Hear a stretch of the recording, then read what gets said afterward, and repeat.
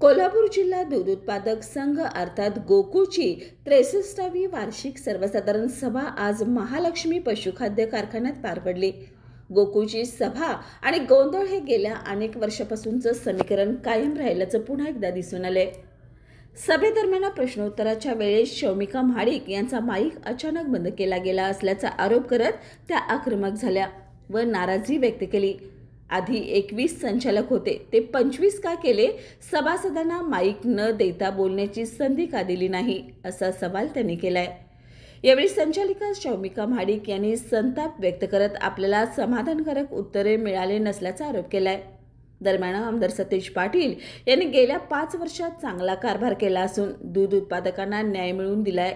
याशिवाय ही सभा शांततेत व उत्साहात संपन्न झाल्याचं देखील ते म्हणाले। याशिवाय गोकुळचे अध्यक्ष नवीद मुश्रीफ यांनी यावर्षी गाईच्या व म्हैशीच्या दुधाला राज्यात सर्वाधिक दर गोकुळ दूध संघ देत असून गोकुळच्या सभासदांच्या हिताचा विचार करूनच अनेक महत्त्वपूर्ण निर्णय घेतल्याचं ते म्हणाले। एकंदरीतच सभेत पुन्हा सत्ताधारी आणि विरोधकांमध्ये वादंगाचं चित्र दिसून आले।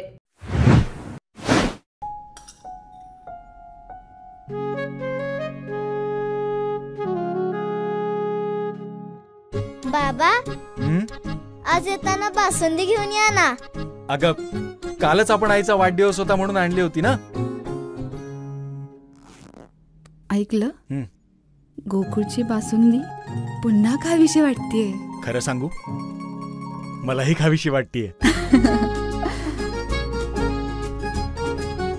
पुन्हा पुन्हा खावीशी वाटणारी गोकुळ बासुंदी।